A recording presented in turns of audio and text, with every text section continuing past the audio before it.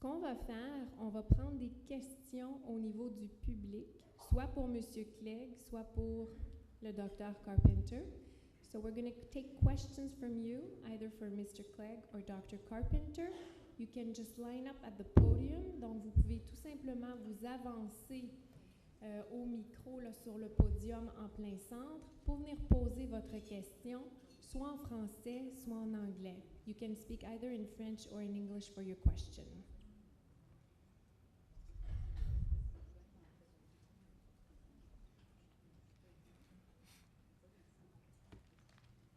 Bonjour.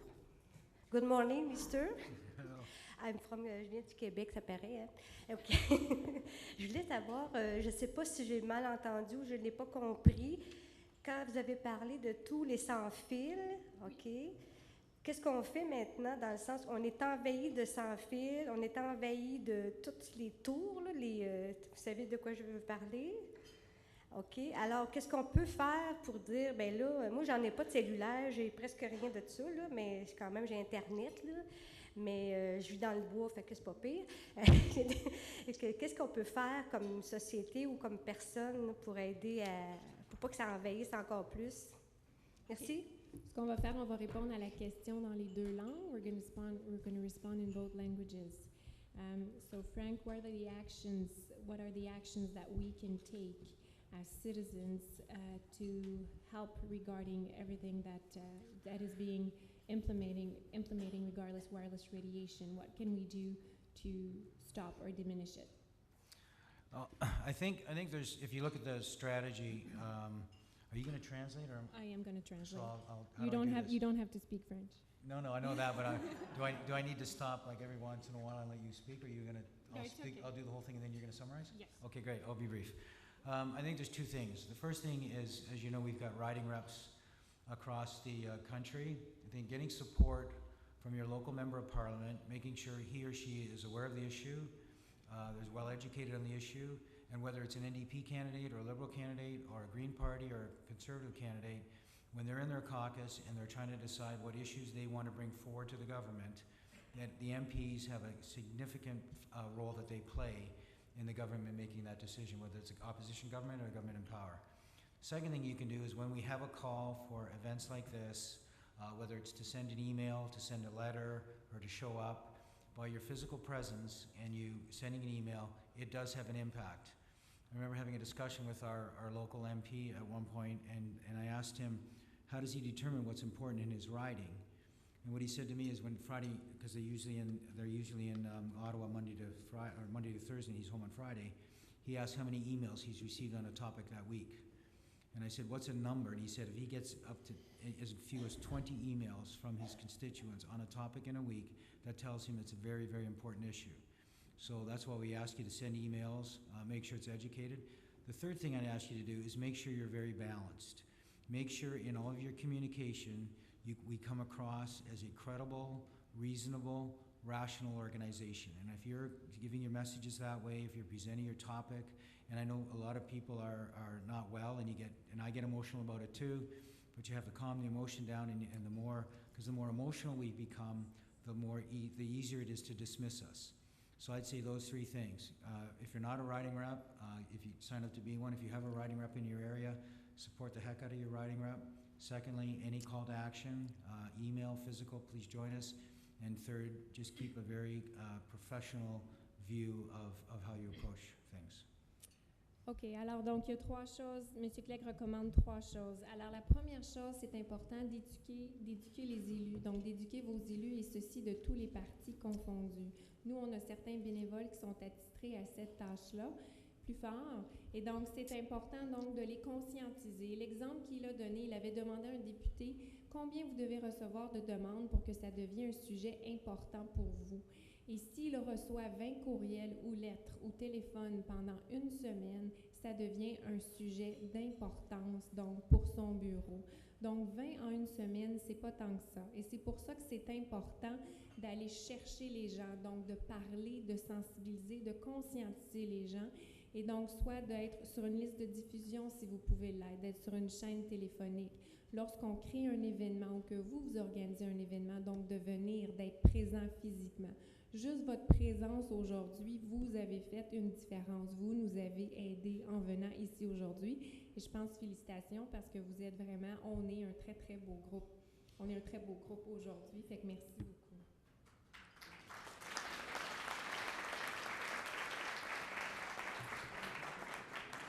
Et la dernière chose, c'est important que lorsque vous parlez de ce sujet-là, que vous conscientisez les gens. On sait que c'est un sujet qui est émotif. Moi-même, ma vie en est touchée. Par contre, si on rentre trop dans les émotions, c'est important d'arriver avec des documents, des choses à l'appui. Plus vous êtes rationnel, plus vous allez les déranger, parce que plus vous pouvez rentrer en discussion avec eux. Voilà.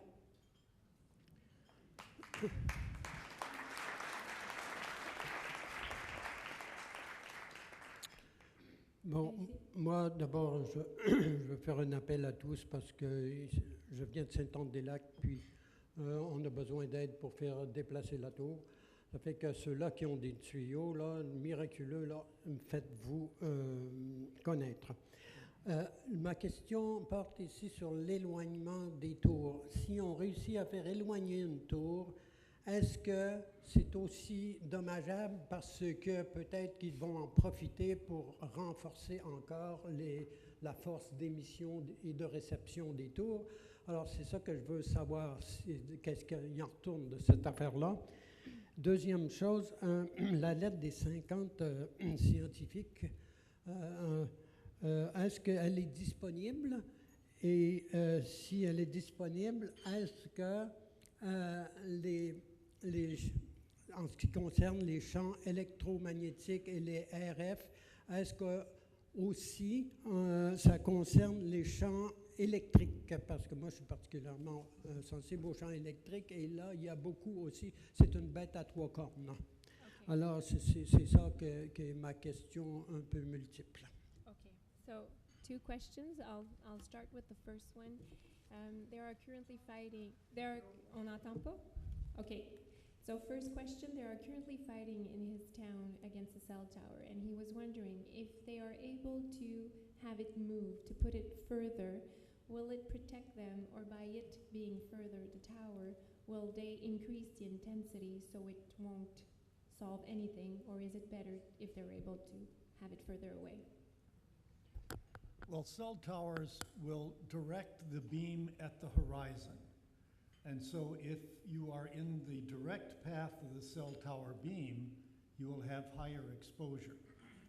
In some regards, being very close but underneath the cell tower probably reduces your exposure. But if you are going to be able to use your cell phone, that means you are being exposed to the radio frequency radiation coming from the cell tower. So in general, the further you are away, the less you will be influenced by the radiation coming from the tower. But if you use your cell phone and you're farther away, the greater your exposure when you're using the cell phone because it has to generate more power to communicate with the distant cell tower. So it's almost impossible not to be exposed from the radio frequency radiation from a cell tower if you're going to use a cell phone. OK. Donc, de façon générale, plus vous êtes loin d'une tour, moins vous êtes exposé. Par contre, si vous êtes directement sous la tour, vous avez l'effet parapluie qu'on appelle, et donc parce que la tour à cellulaire va envoyer sa radiation vers l'horizon. Donc, en fait, si vous êtes très proche sous, vous pouvez être moins exposé. Par contre, plus vous êtes loin de la tour, oui, vous êtes moins exposé de cette tour-là, mais si vous devez utiliser votre cellulaire, à ce moment-là, votre cellulaire va devoir générer une plus grande intensité pour parcourir la distance à la tour. Donc, vous êtes moins exposé de la radiation de la tour, mais plus exposé de la radiation du cellulaire si vous faites un appel. Si vous n'utilisez pas votre cellulaire, ça, c'est autre chose. Ce qui fait que dès que vous êtes dans une zone où la couverture cellulaire est disponible, vous êtes exposé. For the second question, it was on the declaration of the scientists. that letter is available on our website. Donc oui, la lettre des 50 scientifiques est disponible sur le site internet, donc C4ST.org. Alors la lettre va être disponible et what he was asking was It's that also in French too. et la lettre des 50 scientifiques, elle a été traduite, donc vous l'avez en anglais et vous l'avez aussi en français sur le site internet. And thank you, Mom, for doing that. Et on remercie ma mère, Francine Lajoie, pour avoir fait toutes les traductions.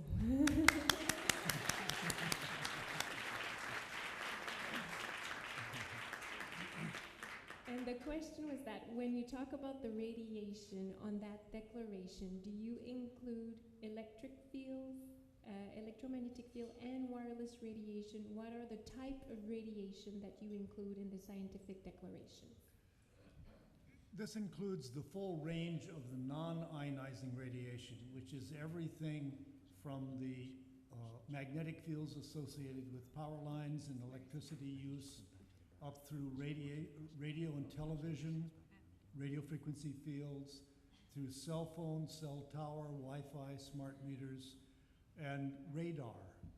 So the full range of the non-ionizing radiation spectrum. It's interesting that the diseases that appear to be associated with electromagnetic field exposure don't seem to be very different depending on the frequency. So it's they're all very much related. Donc oui, effectivement, dans la déclaration, ça tient compte du spectre complet des fréquences. Et ce qui est intéressant à noter, c'est que les symptômes ne sont pas tellement variés d'une intensité à l'autre et les gens vont réagir aussi à différentes fréquences. Donc, oui, effectivement, ça couvre le spectre complet des différentes fréquences. Paul? Good afternoon. I'd like to thank the panel, first of all, for being here today and organizing this. This is just fantastic. Thank you.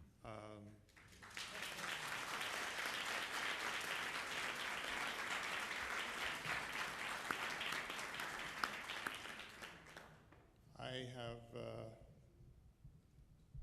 studied this only recently, and the more I dig into the issue, the more disgusted I am with our political leaders.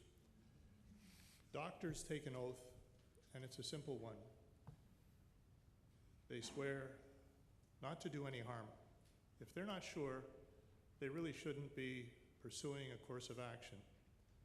And that means don't give a pill, certainly don't commit to surgery, and don't do anything that might harm the patient.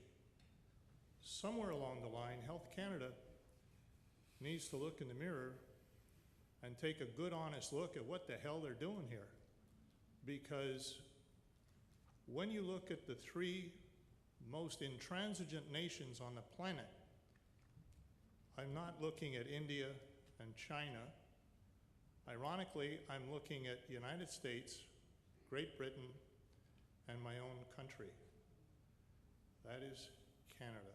And I am absolutely appalled at what is going on. I have had a smart meter forced on my house, despite the fact that I wrote 3 specific letters to Hydro-Quebec telling them that I did not want that. Paul? Yes. Can you ask your question? I'm sorry. Sorry? Do you have a question? Yes, I do. Okay. Sorry, I got a little carried away here. Is there any evidence? I have several questions. Do we have any evidence that our scientists at Health Canada have been muzzled? It would not be the first time that this government, led by Stephen Harper, has muzzled its scientists. And I'm wondering if there is in fact any evidence that this is going on. It certainly wouldn't surprise me. I would like to know if you have any legal recourse to offer to citizens who have had the misfortune of having a smart meter foisted on their person and their personal homes. because this is a right that is guaranteed by the Charter of Rights in Quebec, certainly in the human rights in Canada, but no politician wants to stand up and has the balls to do what needs to be done, and that's take responsibility for the citizens' health. So what recourse do we have as citizens when these smart meters are forced on us? Paul, I guess there's two questions. The first one, I don't believe, I guess let me say it positively, I believe that people who are in government are there because they're honestly trying to do the right thing. I don't believe that our system is corrupt. I believe there are corrupt individuals, but I don't believe the system is corrupt. So the strategy of C4ST, since we started 2 years ago, is to work with this government and give them, present the information. I don't think the right people in government have the right information. I don't believe Minister Ambrose has the whole story, and that's what our efforts are about. And I believe in my heart and my soul that when we get that information to Minister Ambrose, she will make a different decision, and that's what we're spending our efforts on. Whether there's some people on her team that might be biased one way or the other, that's very possible. Everybody's biased, they have a certain opinion. I believe they're trying to be objective. I don't believe they've been bought off. Second question about the invasion of your own personal property. My wife is electrosensitive, and that's a question she asks all the time, and I don't have a good answer. I think you have the right, we have the right in this democratic society to protect ourselves, but unfortunately, the way the rules are written right now, the smart meters are deemed safe, or sorry, let me rephrase that. Smart meters are deemed not to harm us, or there's not proof of harm. And I think it's our job to use every means that we have to put pressure on elected officials to help them understand that this is something that we're not going to accept. I think it's our opportunity as Canadian citizens to make our voices be heard, and that's all we can do. There's some people are pursuing legal means. C4ST is not engaged in a legal situation yet, just because we believe the proof of harm is so high a hurdle to overcome right now. So I think that's what we have to just keep doing and pushing and trying and doing events like this to get people's attention and get media coverage and to get our politicians to be aware that this is a serious issue and continue to fight it that way. Are you just... Donc, je vais juste traduire. Donc, la première question était, est-ce qu'il y a une évidence qu'au niveau des scientifiques, au niveau du Canada, qui ne pouvaient pas nécessairement parler, ou au niveau du gouvernement, qu'est-ce qui se passe? Donc, M. Clegg a répondu qu'il croit, son opinion, il croit que oui, effectivement, il y a des individus qui sont corrompus, mais pas tout le système. Et que présentement, les bonnes personnes dans le gouvernement qui peuvent faire une différence n'ont pas encore les informations à leur disposition pour prendre les bonnes décisions. Quant à la question par rapport à un avis légal, parce que le monsieur racontait qu'il s'est fait imposer un compteur intelligent sur son domicile. Donc, est-ce qu'il y a un avis légal? M. Clegg a répondu que sa propre femme est électrosensible et lui pose cette question-là constamment, à savoir qu'est-ce qu'il pourrait faire. Et malheureusement, jusqu'à ce jour, la preuve, donc la preuve de démontrer un lien clair de cause à effet, c'est une preuve qui est excessivement lourde encore et on n'est pas tout à fait rendu là. Et donc, Canadiens pour une technologie sécuritaire a choisi, en raison du fait que cette preuve-là, on juge qu'on n'est pas encore rendu là. Donc, on n'a pas encore pris d'action légale à ce jour. Et à la place, on conseille de continuer de pousser sur les élus pour qu'ils puissent faire une différence, de continuer de faire des événements qui attirent l'attention des médias, donc de jouer plus à ces deux niveaux-là, politique et médiatique. We only have time for 2 more questions. On a du temps encore on va prendre 2 autres questions pour passer aux consultations, publiques. On a une quinzaine de personnes qui attendent pour venir parler. So we're going to take 2 more questions. Thank you. Bonjour, Jean-Guy Saint-Onge, je vérifie. J'aimerais avoir des détails concernant l'application des règles en Russie, exemple, ou en Italie, ou en Suisse, ou encore en Chine, pour l'émission. Ils ont des tours cellulaires, eux aussi. D'ailleurs, Toronto a une limitation à 60 000 microwatts, exemple, au mètre carré. Comment se fait cette application-là dans ces pays ou encore à Toronto, puisque Toronto, si on se promène avec un appareil de mesure, on voit qu'il y a des mesures beaucoup plus importantes que le 60 000 microwatts. Okay, so his question is regarding China, Russia, all these countries that have limits 100 times lower. In reality, how can they put these into concrete action effect? Because they too have cell towers over there. So how do they make the rules apply? Honestly, I don't know. That's a good question. We know that we have proven and we've been challenged in a couple of presentations we've done to at the provincial health level to prove that those levels are in fact 100 times safer than safety code 6, and we've been able to prove that. We haven't really taken the next step is to find out how they monitor and measure it. That's a good point, and we should take that little bit of homework and try to figure that out. Okay. Could you speak to your experience with industry meeting these goals? Were they to be regulated? I will tell you that in a couple of situations, industry has, Wendy's point was, would I speak to our experience? There's a couple of situations, and one of them is confidential, and the other one is at the City of Toronto, where they do take it seriously, where they do monitor and measure, and they step up to doing it. So I think the strategy of getting industry to accept some sort of self-regulation or some sort of analysis, when they agree to do it, they seem to treat it and respectfully and try to do it. Most of the time they will resist that vehemently, but I think we've had good experience in a couple of situations where they've agreed to do it, where they've actually stepped up and done it. OK. Donc, ce qu'il a dit, c'est qu'au niveau des autres pays, en fait, c'est une excellente question et la prochaine étape, ça serait d'aller chercher l'information, à savoir là-bas comment exactement qu'ils le mettent en application. Malheureusement, aujourd'hui, on n'a pas la réponse pour vous. Lors de présentations en Ontario, ils ont pu prouver, apporter les documents à l'effet que comme quoi que les agences là-bas avaient vraiment fait cette réglementation-là. Et dans le concret sur le terrain, ça va être la prochaine étape, et il a dit qu'il en prenait note et que ça va être la prochaine étape à faire. Par contre, au Canada, comme vous avez mentionné, la ville de Toronto. Au Canada, ce qui est particulier, c'est qu'on a le code de sécurité 6 qui est à 10 millions de microwatts par mètre carré, mais notre plus grande ville, la ville de Toronto, a une norme 100 fois inférieure, donc à 100 000 microwatts par mètre carré. Et la ville de Toronto, dans les situations, et ça a été vu, où ça avait été mesuré plus haut sur le terrain, lorsque rapporté, des gens sont allés mesurer et corriger la situation. Donc, ils prennent ça vraiment, ils ont pris ça au sérieux dans cette ville-là. Okay. Merci.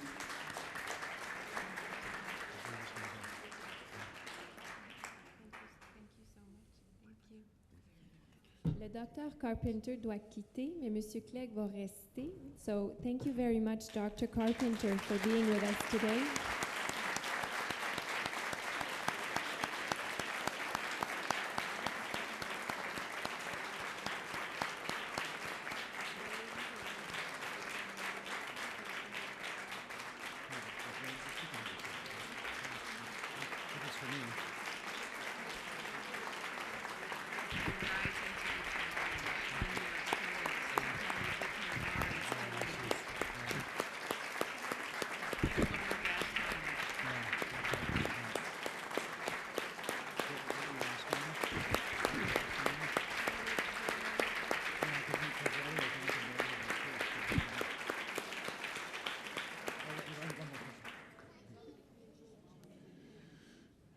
Alors, est-ce qu'on a... Oui, et Sharon, was your question for Mr. Clegg?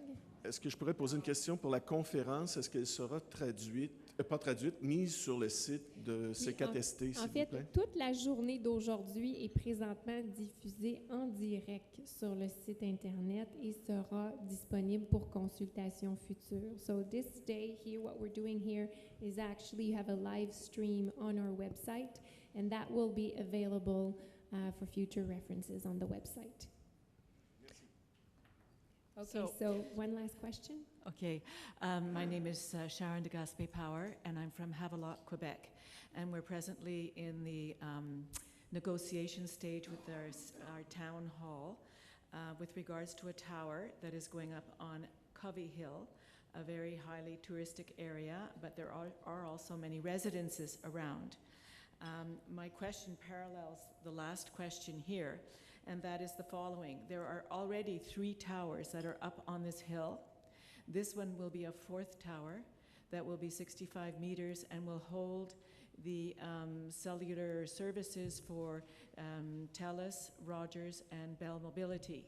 So my question is given the fact that there already are a small cluster of towers, and that there will now be a 4th tower that will have very strong corporations sitting up on them, is it logical to think then that there's going to be that much more frequencies, or that many more frequencies that will be dished off, thereby being more powerful, and that will definitely break the guideline where it's supposed to be no more than 3 times the height of the tower in terms of residences? Is that clear, sort of question? Yeah, I think what you're asking is that you've got a ton. I'm going to use non-scientific terms. You got a ton of towers, and you want to add more. When the telecommunication companies buy their the frequencies from the government, and they pay several $1 billion to do it, it gives them the right to provide complete coverage across Canada. And Industry Canada views that that's their right, and that's what Bell, Rogers, and TELUS that's what they paid for. So when they do their analysis, they do a coverage map, and they look at the amount of area that's covered and what's not covered. And if the area is not covered, it's called a white zone.